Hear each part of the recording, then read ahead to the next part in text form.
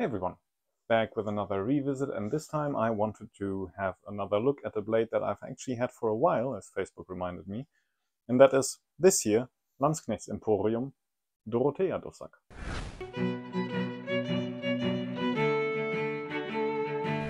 Okay, now, before we get to that though, formalities out of the way real quick. This is a revisit, not a review, so an overall less formal affair. But things to keep in mind for this video are, for one, that this is a piece made by Landsknecht Emporium. These are guys that I talk to rather regularly, actually, and that I'm quite fond of. I try to not have that color my opinion too much, but in the end, try as I might, it will factor into what I'm saying. So do keep that in mind. Another thing worth noting is that for what I'm going to talk about, I am referencing a blog post by the Atlanta Historical Fencing Academy. I'm going to link that down in the description as well as Wikipedia, so you can check that out if you want. There will be my talking part after this, of course, and there will also be some pictures of how the Dorothea looks now. If you want my initial first impression and how it looked before I actually used it, then check out the original review that I did of it. Okay, so with that out of the way, maybe just some dates to just frame everything. I have ordered this sword in, I think, June 2020. I received it in December 2020, and my initial review is from February 2021. So a good amount of time has passed since then. So, thought would be worth pointing some things out that I've noticed in the meantime and just give my opinion how it held up and everything. First thing maybe is that if you are like me, then for a good while you might have thought that a Dussack is just a training sword. Something like this here, or rather, this is from nylon and spec, but like a leather or wooden training sword. And only that, really. Or maybe the steel pieces that you can find on medieval markets or the internet. But turns out a Dussack is also its own distinct type of complex hilted sword from the German-speaking region. And we do have a number of them actually still existing. We do have a number of them in Norway, because in Norway there was actually a law which meant that a farmer, depending on how much they owned, they would have a certain amount of armaments. And part of that was the Bondsword, the farmer's sword, as the Dussack came to be known. They were imported from Germany in a good amount. So we still have a number of originals left that we can actually look at in Norway. And that is actually where the article from the Atlanta Historical Fencing Academy comes into play, because what they did is they looked at the unbroken originals in a museum in Norway, of which there are 291, and just, look at the median length, overall length and blade width. And maybe just for context, how does the Dorothea fare in that regard? If you want the complete measurements that I did and everything, then just check out the original review that I did. But when it comes to those stats, so the overall length of the Dorothea is 91 centimeters. The blade length is 76 centimeters. And the width is a bit of a more complex topic because of the form of the blade. It really depends on where you measure. The museum really just gave one measurement for each piece, I think. So it's a bit more complicated. The Dorothea starts at 4.1 centimeters, and then we have a step here that goes down to 3.5. It tapers down to 3 centimeters, and then at the Yalman it goes up to 3.6 again. Goes down to 3 again before we go to the point, which is 1.5 centimeters, I think, roundabout. So that's a bit of a more complicated topic. Side note, Norwegian Dussacks are actually categorized by hilt type, and what the Dorothea is a type G, which isn't the most common type, but it is certainly a very good looking one. I do appreciate the tiny sea monster in the pommel. If I got it correctly, then type Gs are also, if you're looking at the existing originals that we still have, the shortest one. But looking at the overall piece that we have, then the median total length of the 291 unbroken originals that we have is actually 92 centimeters for overall length. And the Dorothea is 91. Fits right in. Then we have the blade length of the originals, which the median blade length was 78 centimeters, and the Dorothea is 76. And blade width, as I said, a bit of a more complicated topic. It is given as 3.7, and well, you know, we have 4.1, 3.5, 3, 3.6, 3 again, 1.5. So, I mean, it does fit in there. So overall, if you're looking at all existing unbroken originals from that blog post, then the Dorothea really fits right in. Now, the median length for type G Dussacks is actually, now I need to squint a bit, 86.75 centimeters. The median blade length is 72.9 centimeters, and the width is 3.8 centimeters. They were on the shorter end for that hilt head, so that is where the Dorothea is a bit of an outlier, but that is fine, because the Dorothea was never meant to be a reproduction of any specific type of Dussack or any specific existing Dussack, really. The idea, as far as I understood it from talking to Landsknecht Emporium, was to make a blade, a Dussack, with a curved blade with a Jalman that was usable, fenceable for HEMA-type fencing, historical fencing. Right? And to make a rather generic type, neither too long nor too short, not too light, not too heavy. The Dorothea weighs in, or when I checked it out at least, as 1,120 grams. So you will find lighter examples, but you'll also find heavier ones, really. And I find it quite comfortable, actually, in all that regard. As far as I'm concerned, to just make a fairly generic kind of Dussack, that was what they set out to do. And I think they succeeded, really. There's several things I've read about since acquiring this, where people had their criticisms of the Dorothea, really. And one was that it was hitting too hard, or not really easy to control, which, I'm going to be honest, is a criticism that I don't quite understand, because the POB of the Dorothea is like 10 centimeters something from the hilt. That's fine, really. That's nothing too far out there. And the weight, again, 1,120 grams, is also, you know, it's not the lightest sword in my collection, neither is it the heaviest. And because of the POB, I find that I can fence with it just fine, and I can control the cuts and thrust that I do just fine. Especially when it comes to thrust, there's a good amount of flex in the blade. That really is quite safe. I've read people complaining that you can't really cut from the wrist with it, which, again, is something that I've never had a problem with.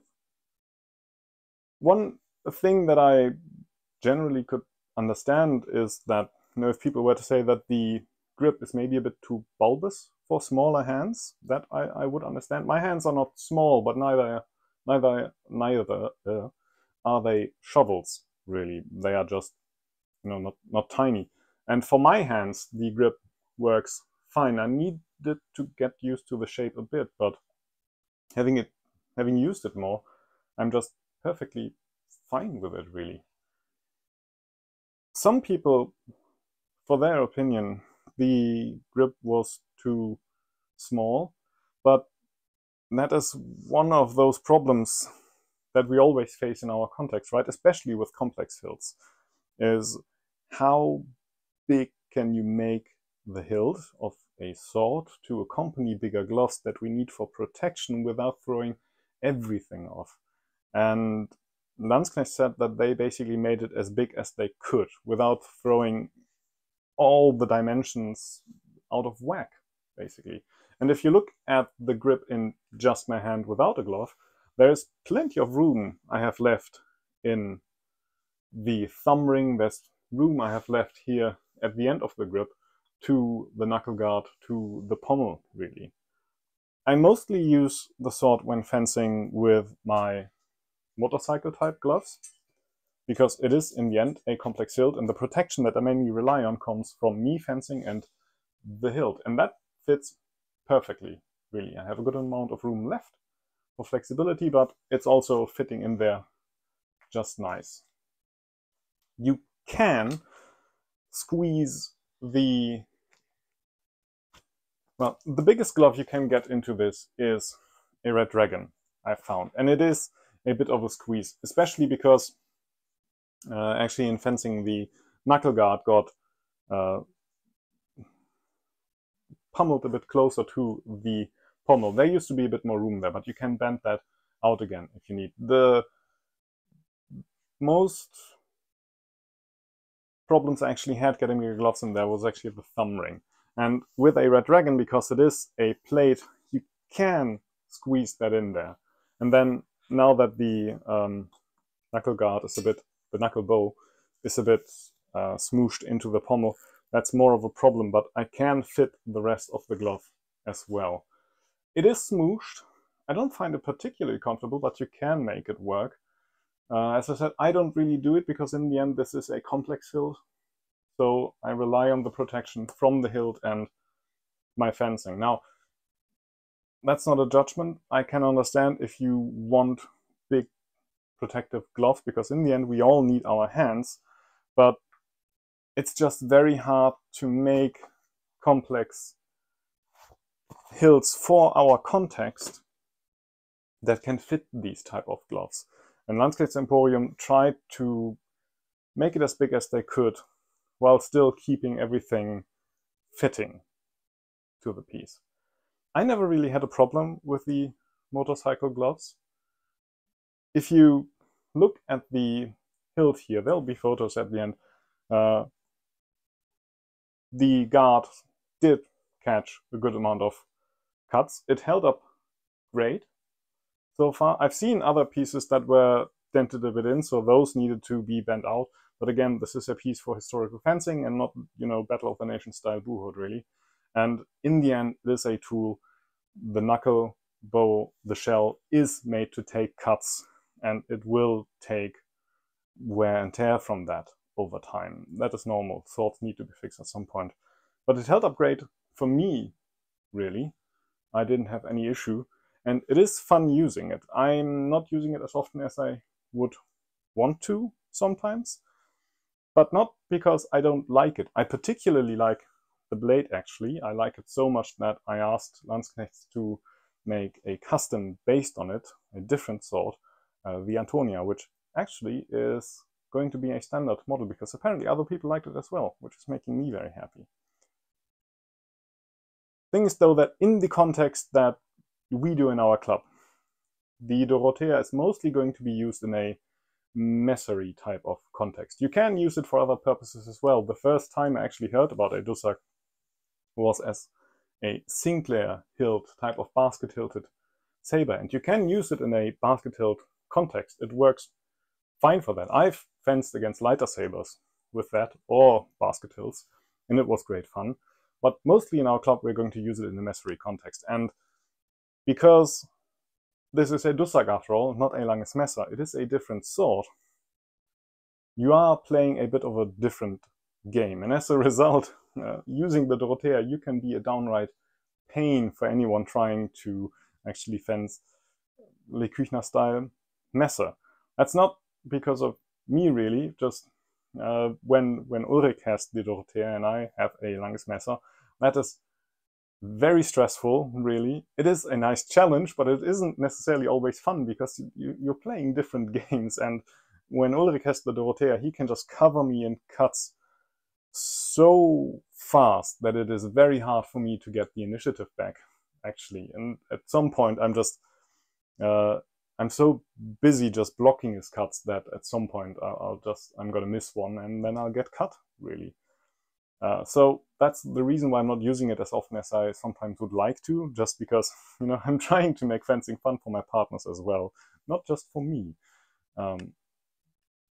That's, yeah, sometimes a bit sad, but, you know, that's how things go. But I do like using it when I have the chance to, and I always take it with me, actually, when going places, just on hoping that sometimes maybe I'll encounter another one, and that's going to be interesting. I have never had a chance to fight against another Dorothea, actually, so far, because we don't do Dussack at our club, we do Langes Messer, but still, there's hoping at some point. It's a fun sword, I really like it. It's very aesthetically pleasing, I find. It held up great. It's very safe, as far as I'm concerned. As I said, I don't get the complaints about it hitting too hard. That's more of a question of control, really, as far as I'm concerned. It's a good sword. I still like it after all these years. So, as far as I'm concerned, thumbs up. Cheers.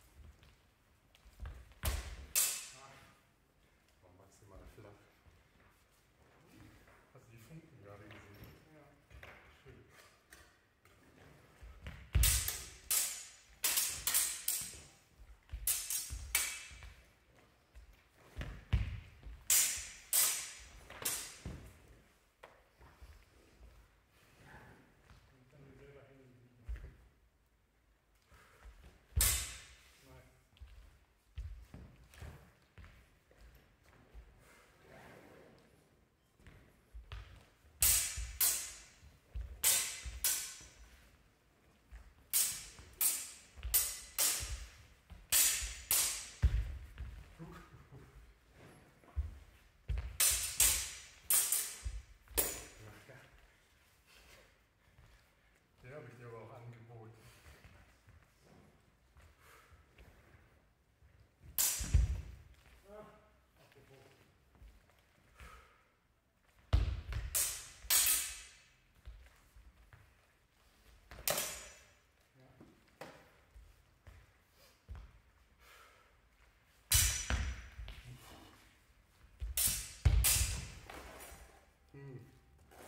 Blöd für mich. Für uns beide nicht, ne?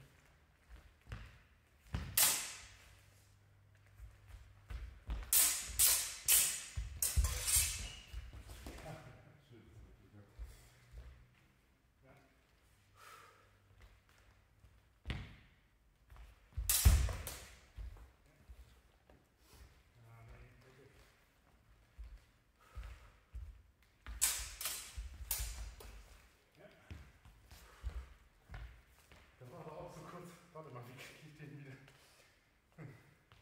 Dran? Ja.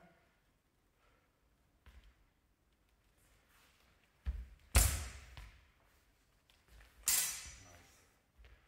Länge unterschätzt. Ja, und noch bei den